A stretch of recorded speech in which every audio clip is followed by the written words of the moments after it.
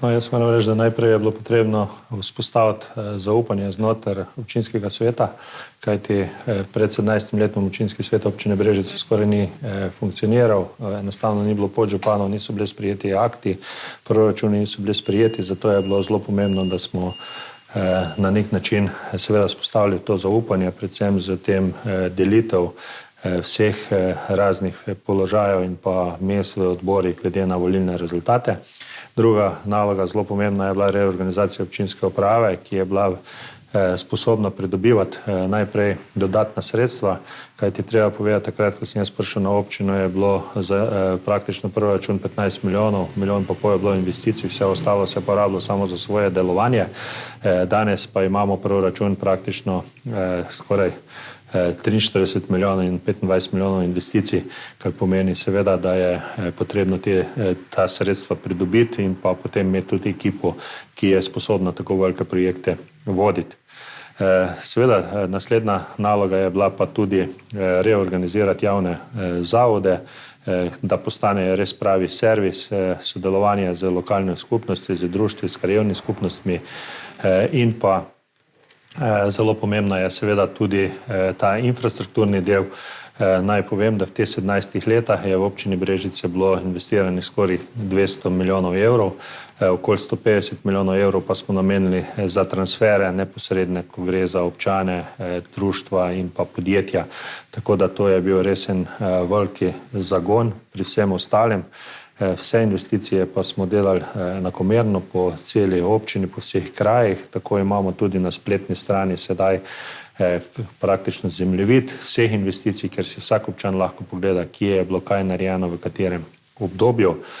in s tem seveda omogočili tudi kvalitetno življenje po vseh krajih, kajti naš moto je, da kot turistična občina, da je pomembno, da je življenje v našem kraju kvalitetno za naše občane, če bo za naše občane, bo tudi za turiste in tako tudi smo vse bolj uspešni v turističnem pomenu in pa tudi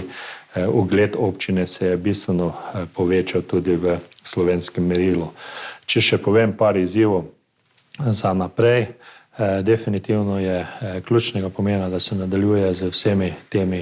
investicijami, ki so namenjene tako z delovanjem kvalitetnega servisa javnih zavodov in pa seveda pomembno je tudi za nas, da občina Brežice dobro sodeluje in pa uspe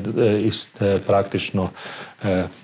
doseči, da se bojo realizirali vsi načrti, ki so za nas narejeni, vključno z hidroelektrarnom, z letališčem Cerklje ob Krki,